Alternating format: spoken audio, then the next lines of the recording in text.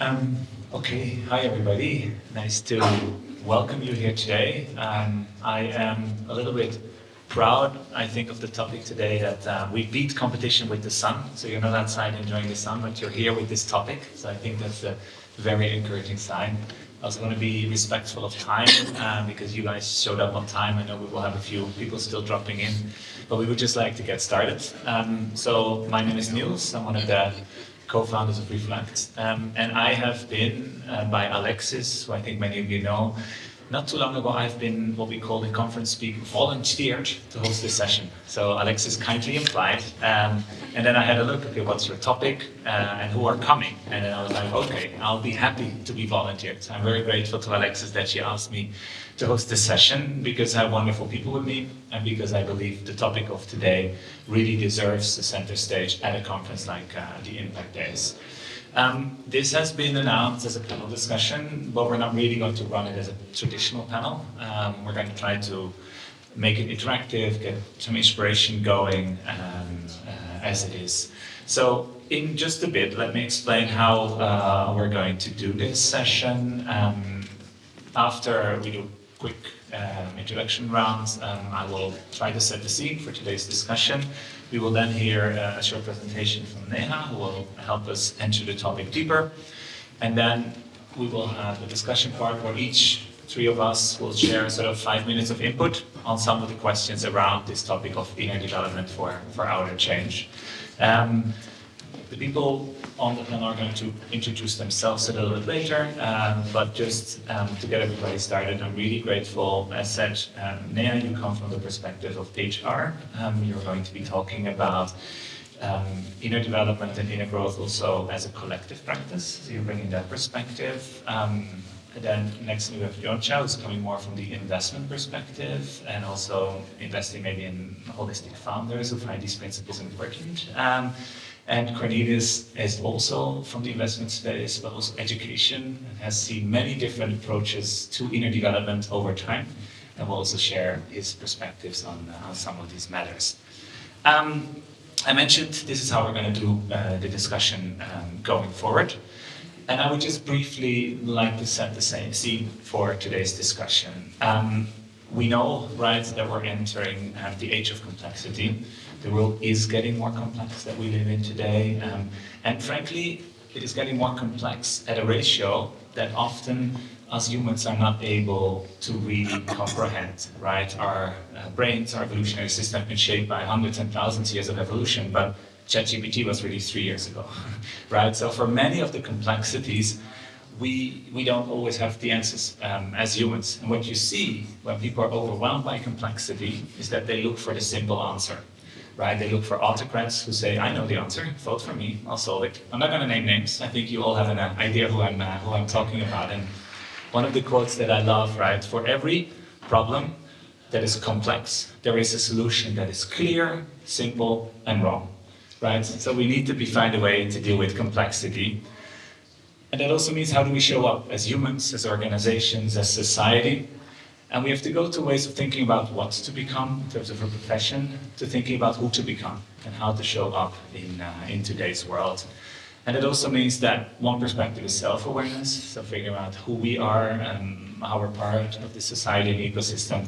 But then also, how can we transform this into systems change, right? So we need, next to the sustainable development goals and change we'd like to see in the world, we also have to think about what are conditions needed for that. I don't want to turn this into a debate whether the inner development goals are a good solution or not, but they're at least part of this narrative. So in our discussion today, we're going to talk about at least 4 different dimensions of inner change, inner work for outer change. One is the self-leadership. So who am I? How am I showing up? We're going to talk about the collective aspect in the teams, the organizations, the neighborhoods that we're a part of. We're also going to talk potentially about the industry.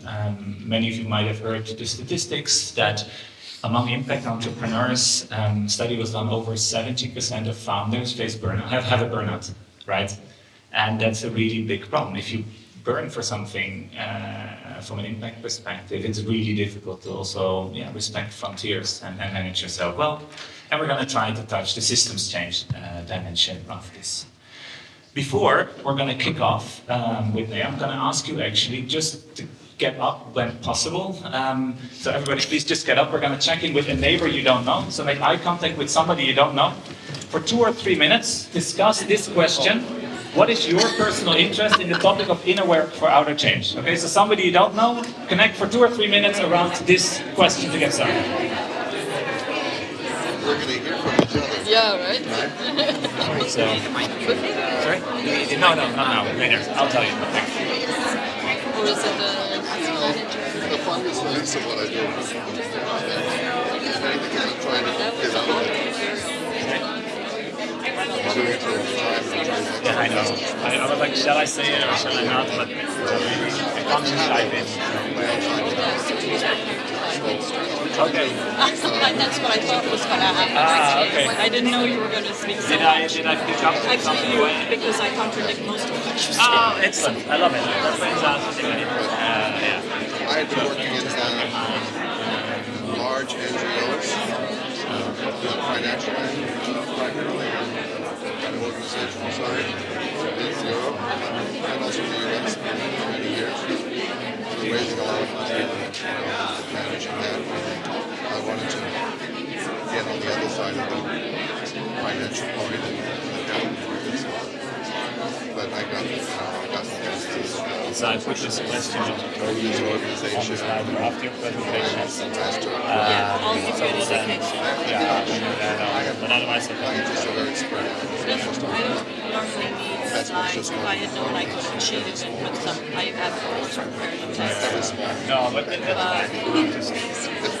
I also, just because also I didn't know what you were going to say, so now I know what you said, and instead of rolls my head a little bit. I think you can. Yeah, I'm unfortunately quite old. I know what I'm doing, more or less. No, that's awesome. I can already tell Alexis just moved my hand. And you still go. No, I stopped coming years ago. But I had breakfast with her the other day. And I did a lot of touches. you know that Yeah, we were all here because you first did that, so you need to learn now. and I do have a Really surprised. Cornelius first time was Anyway, I said I would come. I was in Switzerland until last night, so I couldn't participate. What's some of the things you learned? We're done. We're done. Why should we do the work? If you let me do the work, I'll let them do the work. What's going on that is so loud? Are you missing anybody? No. No, we're good. Okay, if I can slowly ask you to take your seat again, we'll continue with the session. They're not investing in the way you're not even investing in business. If you have good people, and they have a bad idea, Okay. a good idea, they'll screw it up. So, So I hope that this short check-in also got your energy flowing into the discussion, into the debate. Really nice to feel the energy in the room starting. We're now gonna start with the first presentation. Neha will take about 10 minutes to introduce it from her perspective. And what you said to me was like, I didn't know you were going to say exactly those things, but it's good. I'm going to contradict a lot of the things you said. Okay? So be prepared for what is going to come next. Then I'm going to hand you the microphone. And thank you. Thank you so much, Niels. Thank you, everybody, for being here. How do we lead in uncertainty? How do we navigate the flux? I'm not going to do the unprecedented turbulence. We know about that. There's actually only one question we need to ask ourselves. And that question is, why should anybody be led by you? It's a daunting question. I dare guess that nobody in this room has ever asked themselves that question. The reason for that is usually because we think leadership is a given. Either you've been appointed, elected, or you have an amazing idea, and of course everybody should be following you, right? A lot of those in that room. But the thing about leadership is that it's neither prescriptive nor is it mechanical. And a lot of what we believe about leadership are a list of traits. For those of you who were in my master class yesterday, when we did brainstorm about what we thought the definition of leadership was, that's what we came up with. Very individual focused, a heroic leadership of one person who is setting the vision, the frame, and taking all the decisions and the responsibility. But let's be honest, you cannot have impact in isolation. Leadership is always about the other being customers, the other being your team, the other being suppliers, the other being the ecosystem, and the communities we move in, just to name a few others. Then why is it so that we don't include the other in our definition of leadership? Honestly, have you asked yourself, why should anybody be led by you? Fact is, it's a very difficult question to answer because it's a very difficult question to investigate, and yet it's a simple thing. The first door to opening the idea of the other as part of leadership, which is authentic, relationship-based, is learning to listen. We all learn to speak. We've had pitching sessions here today, I think, as well. None of us really learn to listen. Listen to be curious, not listen to respond, to convince, to influence, to persuade. Aren't those words we use for leadership? Influencing a group of people to do something. No. Who truly believes that you can actually motivate somebody who does not want to be motivated? It's impossible. It's technically impossible. So let's learn to listen as a first thing. Listen to learn and to be curious. What else do we need to learn in order to understand leadership in uncertainty?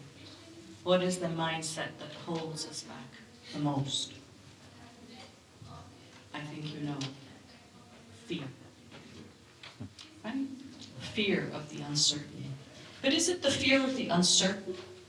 Or is it the fear that we are going to not be able to control what is going to happen? Don't we think that leadership is about control? To some degree. Oh, I think it's about influencing. That's a form of controlling as well. We fear losing control. And actually, what we need to do is to learn to embrace the uncertainty and not fear that we will not be able to manage it. Okay? So understanding your own fear is a big part of learning how to manage or navigate uncertainty. The second ingredient is trust. A well-known word when we talk about leadership. What do we mean by trust? Why would you ever work with somebody you don't trust? Why don't you trust your own instincts in working with people who you do trust? Why do we convince ourselves that we live in a world that has to be competitive in the sense that we always need to compete with each other? And why don't we build trust through sharing? I think when we look at a leadership as something more collective in a community, we will realize that our whole discussion around resilience and well-being is obsolete. If we change our approach to leadership to make it more collective, we share the burden amongst many shoulders, and we also don't have to be fearful of being alone and isolated in our competitive thinking. So I'm actually inviting you to revisit your definition of leadership. Most of you will think, it sounds all great, she's very theoretical, she's somehow convincing, but this will never work. Yeah? Some of you thinking this? That's fair, I guess. But let's have a show of hands on how many of you play a team sport? So all of you are experiencing some collective leadership in this team sport. I love my analogy of a football team. They only win or lose together, right? Each player on the team has a role, each player on the team brings talent to the field. Nobody in a football team thinks that the other guy is not pulling his weight. It doesn't exist. Anybody can score a goal. The goalkeeper might not lean out that far, but technically anybody can score a goal, right? Why does collective leadership work on a football field, and why does it not work in an organization? The captain never tells a football player, and now you need to pass the ball to the next guy over there, and then we can shoot a goal. That doesn't happen in a game. Everybody's attentive, right? Everybody knows what needs to be done. And certainly, the captain is the captain might not be the person who scores the most goals. So, I invite you to explore that question. Why should anybody be led by you? Thank you.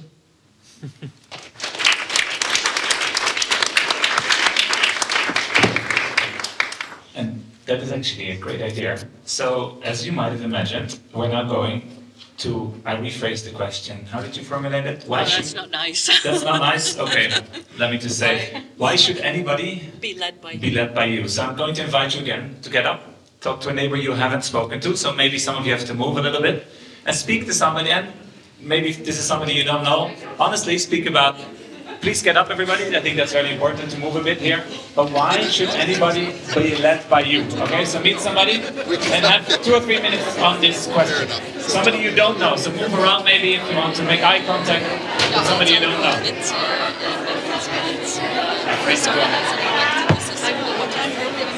You're good in time. You took 7 minutes.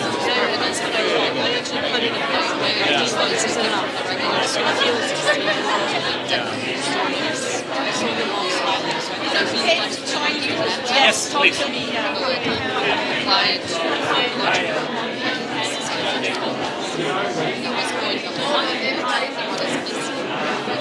If we want to tackle these challenges, a large part of what is missing is diversity in the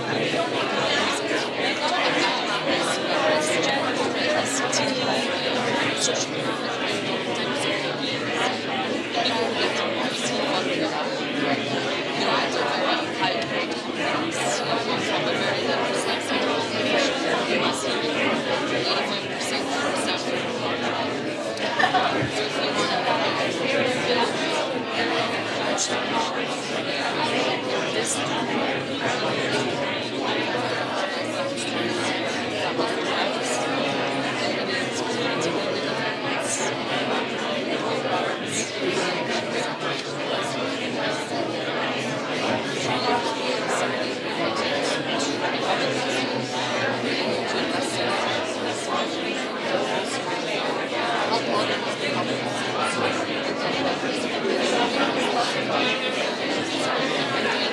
I think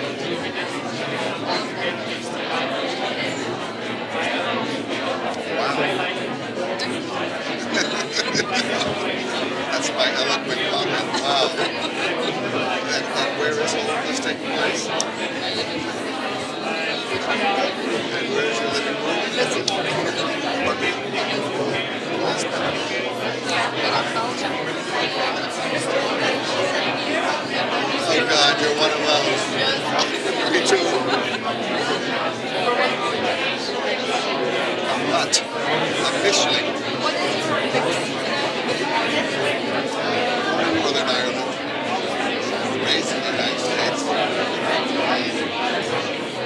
Mother German, father Austrian. What? And you were born in Alterra? Yep. First wife Norwegian. Oh, you have I have a daughter living in upstate New York. Okay, everybody, can I ask you to take a seat again? So I see the answer. I know. That's good. It works. Okay. So I left when I was a kid.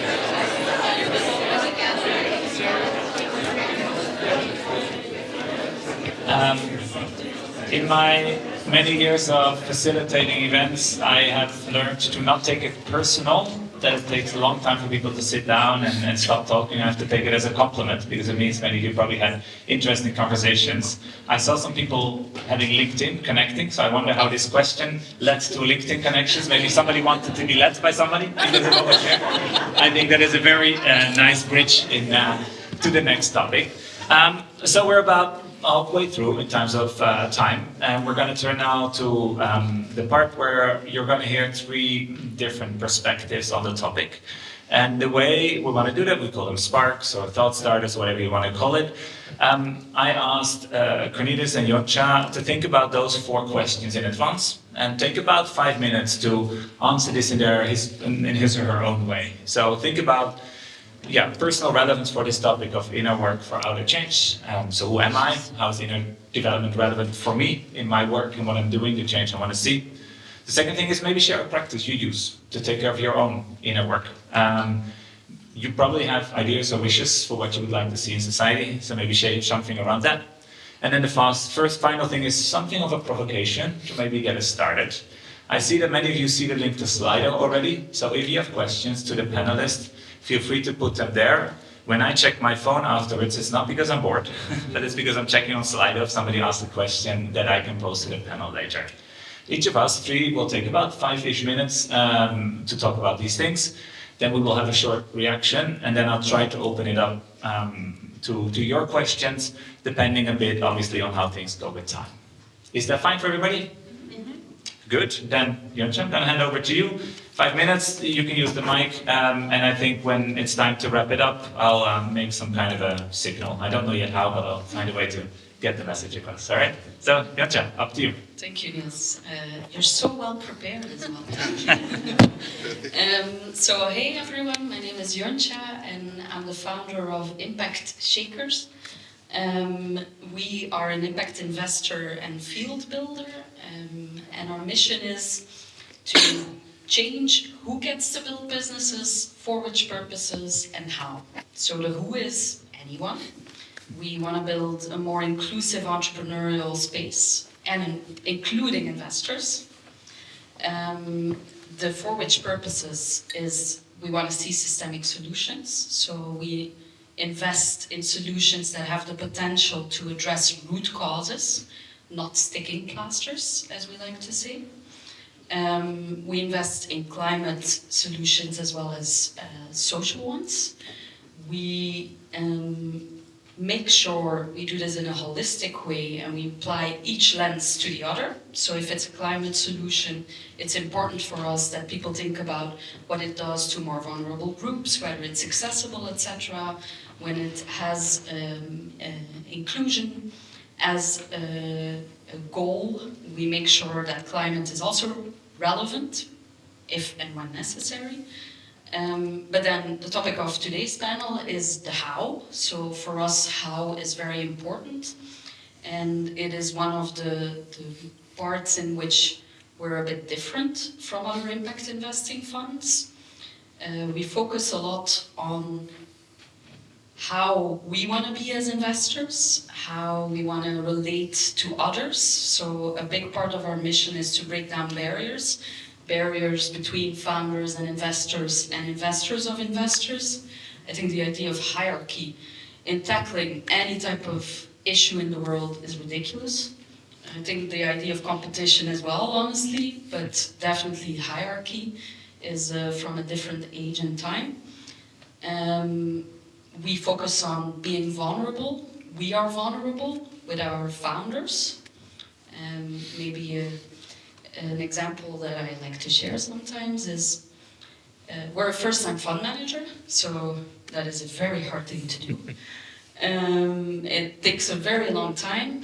If you don't come from a certain background, it's nearly impossible to do. And when we had our first close, which is like the point where you reach the first milestone and you can start investing, one of the founders we were gonna invest in came up to us, and to me, and she gave me a huge hug and she said, "I'm so proud of you." And I think that is the place we need to go to. We need to work with people who we admire, who admire us. And it's the whole way in which, whether it's building a business, building whatever you want to build in the world, I truly believe that is the way. So the practice, when I think about how do I, I get lost. How do we use it? So we work with the founders in a structured way as well, not just rambling. Our program has 3 pillars, and one of them is founders' well-being and growth. So it is really one of the most important things we do with our founders is we help them build high-growth companies, but if you need to have your business grow exponentially, you as a person need to grow exponentially as well. And I can't believe I've been working with startups for over a decade now. We've known this for so long that when businesses fail, it's the people who fail. Yet most of the programs still focus on business support. So yeah, we decided not to do only that, but focus on personal growth as well. When I think of my own inner development, one of my favorite things to do is read, when I have the time. And that is, I love reading novels, and for the past years I focused on reading non-Western authors, because I'm a historian by background, and I've learned that even when you study something like history at a university in Europe, your entire perspective on the world is the Western one. So I've been educating myself through stories, because stories is my favorite way to learn about the world. There's a lot of things that I would like to change. Maybe I'll skip that one. One provocation, I think one of the biggest hoaxes that we've been told and biggest lies is that we should be different people at home than at work. And I think so much evil stems from this idea that at work you can make decisions that pollute the world, but at home you can be a mother or a father who is upset about these types of things. So for me that is crazy. Thank you so much.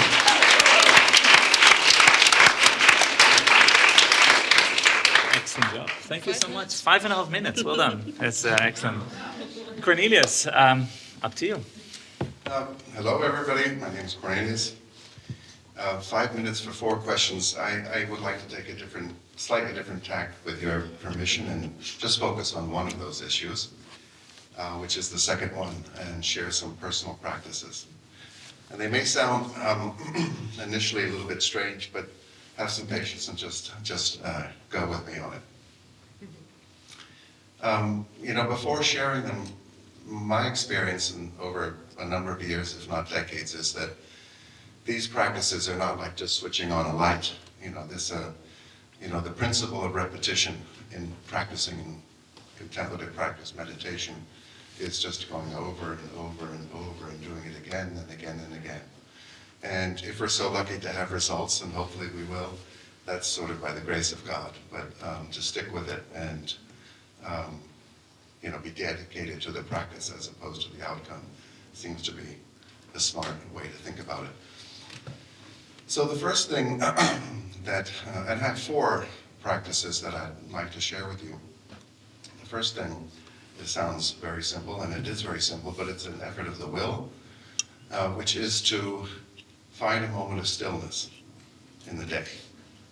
And that sounds pretty easy, and yeah, sure, but You know, there's so much stuff coming at us, and in every which way, problems to deal with, family, business, whatever, that to take 10 minutes of stillness and really clear your mind is an effort of the will. And whether it's in the morning or whether it's in the evening or some other time, but to do that diligently and push away all the things that crowd in creates a space for maybe hidden elements to rise up. And it can be a way of discovering things. It can be a way of setting priorities. But at least in my experience, and I think, you know, this can be different for some people, but the inner voice speaks in whispers. It doesn't usually shout at us. So we need to be silent to be able to learn to listen to that inner voice and practice listening to that inner voice. And we're living in a very loud environment most of the time. So that is, I think, a discipline that if we can find the time most days. Again, in my experience, you need at least 5 minutes just to clear your mind before you could really find that stillness, just to get rid of all the stuff that comes in and the to-dos and the have-tos and the worries and the problems. So that's the first thing. The second practice, again, don't expect a light to go on when you practice this, is to develop an equanimity in the life of feeling, of your feeling. A kind of a objectivity and calmness so that things don't throw you, the good things and the bad things. I think for all of us who have been in investment or business or life altogether, you know, you get the curveballs, you get the stuff that makes you euphoric and you're ecstatic and it's wonderful. And then next week you're in the doldrums, you're in the dumps, it's all terrible. So how do we level that off? How do we become objective and create a kind of a filter for our feeling life that the things don't throw us? And I think one way to do that is simply to reflect in the evening. It's a good time to do it in the evening. Where it was that you went out of yourself. You know, somebody criticized you and you reacted, you know, really strongly and defensively.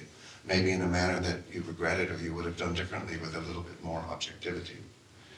I know in my investment career and in my business and professional life, I've had some really, really great things come at me, and I've had some really horrible things come at me, and I've just simply learned that it saves a lot of energy if I can have this filter and try to objectify my feelings. It doesn't mean not to care about things. It simply means that you're not like on a little boat in a big ocean. So the equanimity of the feeling life. It's a practice, and I'm still working on it.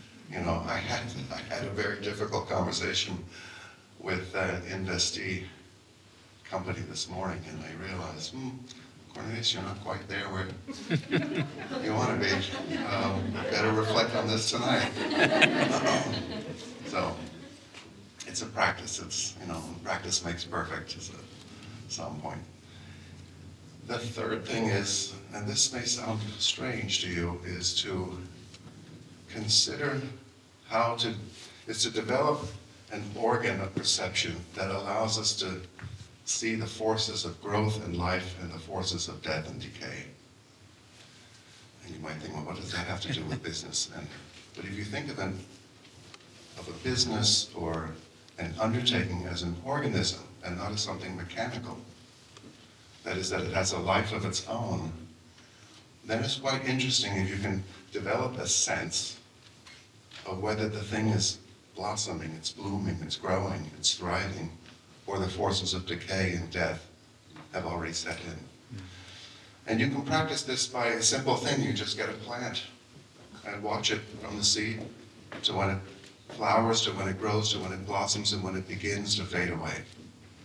And you can translate this, I think, into, it's a wonderful practice.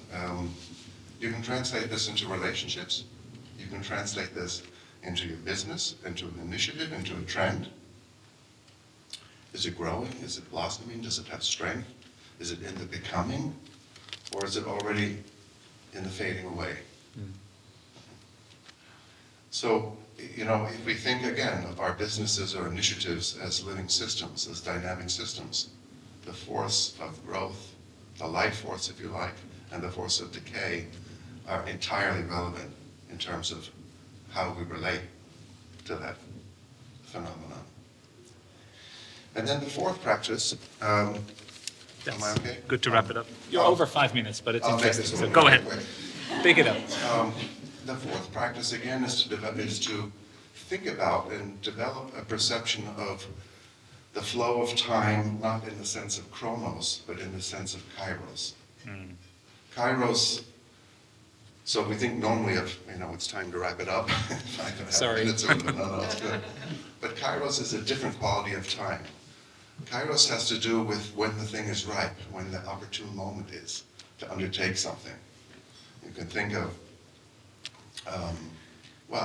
again, things in nature, an embryo, for example, more or less takes 9 months in a human fetus to ripen.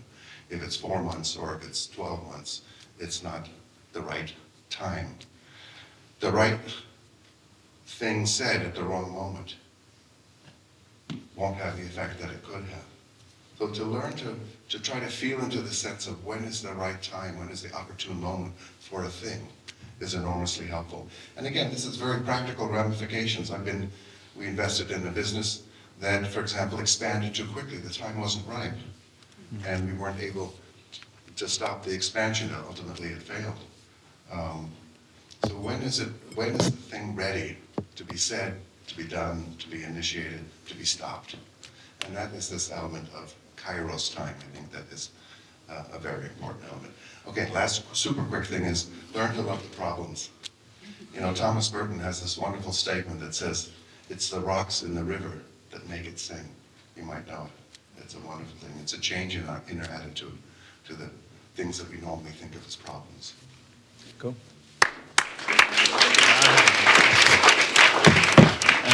Thank you so much, Yonca. Thanks, Cornelius.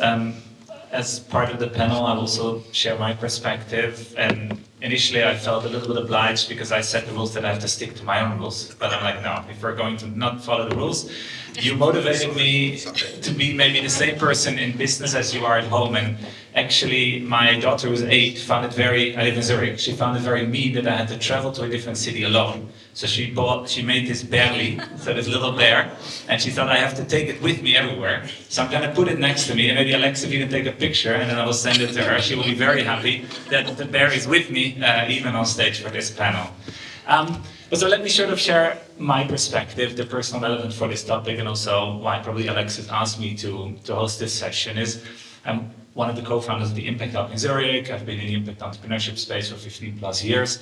And to be honest with you all, I got a little bit frustrated by the fact that when we hosted an event and we put impact or sustainability on there, I often felt I was preaching to the choir. So people were coming already convinced about a lot of these things, right? They were already in terms of listening.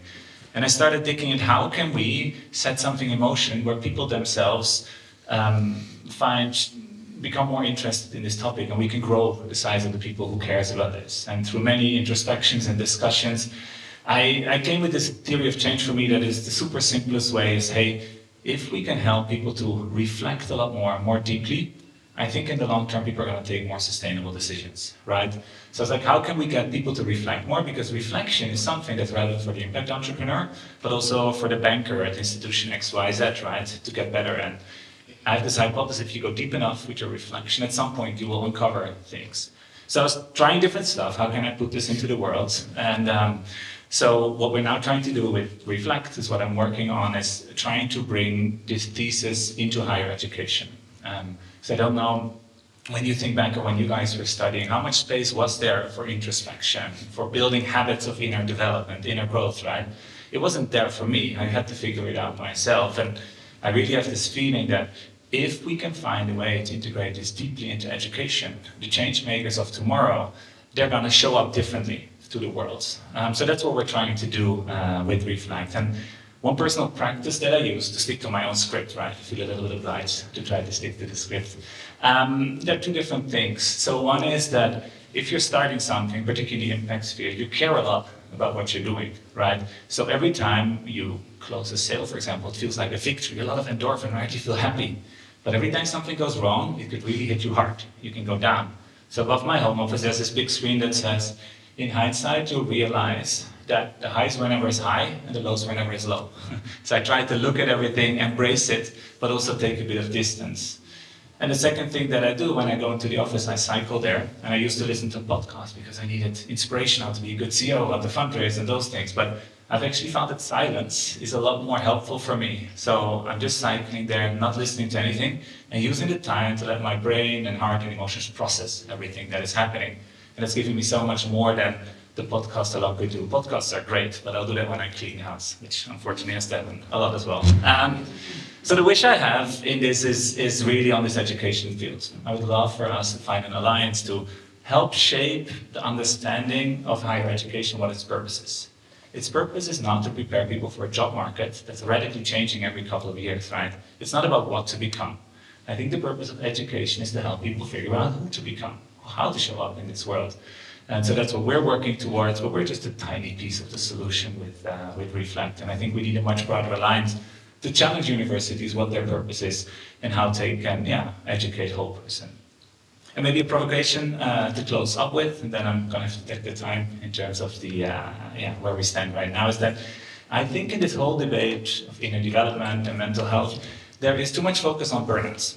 And burnouts are horrible, but I think it sort of prevents us a little bit from looking at, let's call it the space of practice, because in between the burnout and where we are today, there are many different aspects of resilience. And I think inner development for me, I often think about it as a sport. Like if I don't do sports for a couple of weeks and then I start again, my whole body hurts, it's not going so well.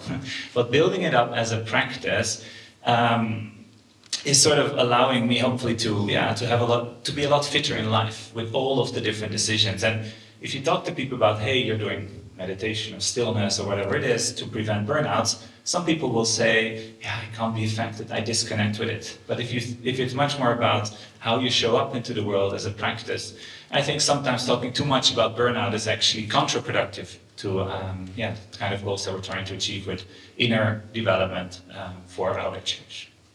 So I stick to my 5 things, so well done, Niels. Let me see where we are in terms of time. With the session. Maybe we take questions. And I think we should take a few questions for the last 5 minutes that we have from the audience. And the Slidos seem to have worked, but technology is not so good. So somebody asked the following questions around why do so many bad leaders bad in connotation marks get into the position of power and decision making? I think it's a question a lot of us would like to have answers to. So who of my colleagues would like to have the first go? Neha, can I ask you to give it a go? Right, I get the difficult question. Let me try and answer I it. have difficult ones for them as well. So Let me try and answer. I think I actually did answer it in my keynote in a way, because I think as long as we peddle a definition of leadership that emphasizes the individual heroic type of leadership, that is a list of traits, giving so much power to an individual, we are going to continuously see those kinds of people rise to the top. I think that's kind of a no-brainer, but when we decide that leadership is actually about passing that ball in the football field so that the best placed person can actually shoot the goal, then we will find different people rising to the top, if we need a top at all, because I think we also heard that maybe hierarchies is not what we're looking for, but equal playing fields. For that, we all have a responsibility. Because think of yourself, think of how quickly you actually give up your power in your daily life and delegate it to somebody else who is responsible and say, well, that's not my thing. So I think here we all have a responsibility to claim that power if we want it to change. Thank you. Wilson. So another question is, was the first question that actually came about, I don't know, Yonca, Cornelius, if you can answer, sort of, what is your personal why in this field? So what is the personal thing that you, that motivates you to do what you do? Long story. too Do you long. want to tell a story? No. In a way, I don't feel I have any other choice. That's accompanied me since I was 18 years old. And I've had the privilege, and I really would say it's a privilege, to always be doing things professionally that I felt had a purpose and had a meaning and that I could connect my whole heart and soul with. And a number of them were with, it sounds a bit strange to say this, but with spiritually based organizations. So I was in that milieu of different kinds, really since my 20s. So it's really been part of my daily bread, if you like. And I see the value, and I see that, I was talking with someone today, 25 years ago, 30 years ago, if you talked about meditation and contemplative practice and inner work, you were kind of put in the back hot room, like this room. Sorry. It was a little weird, wasn't it? And now, every airport bookstore, this is mainstream, so to speak. So the tipping point in that regard, I think, has been reached, but there's still a long way to go. Mm-hmm. Thank you for that. I looked at the time and I saw a sign. Would somebody raise a question now from the audience and speak up? Or share a story or anything you think? I know there's a lot of richness, because, by the way, Cornelius, maybe 25 years ago would have been a small, warm backroom, but there would not have been this many people, I think, right? So who would like to share maybe some final question before we wrap up the session? And you can move on. Or a comment or anything to share. Yeah, please. Go. So from your expertise, what would be your suggestion for the young generation? How are we gonna lead for the future, and what would be our own mindful way of leading, and also helping others? Yeah. I'm messing up with this microphone system, sorry for that. But who would like to take it? Mm-hmm. Go ahead, Neha. Let me just maybe reiterate what I've said a little bit earlier, because I think that is one way in, and that is not to assume that leadership is for somebody else. I said earlier on, we give away our power, right? We decide the boss is responsible, the boss should have the vision, whoever that is, or the politician should, or somebody else should. And I think it's time for us, if we want to make the systemic change we seek to make, to assume our leadership together with others. Pass the ball, keep passing the ball, and share it. Thank you, Neha. And maybe closing words from my perspective in the interest of time. I don't think it's my or our position to tell the young generation what leadership is. I think my recommendation would be to take time to think about this, to contemplate, to treat leadership not as this heroic thing that is top down, the hero entrepreneur, but treat it as a practice of how you want to go through the world for yourself, your community, the people around, and make space and conversations to let this emerge going forward, but figuring out your own path and how to do that. So I'm import Swiss. That means time is really important, and it's exactly 10 minutes past 4. So they will not take my passport away if we finish right now. So I'm going to finish right now. Thank you all so much for showing up. Thanks to my wonderful fellows on stage. Have a great rest of the evening.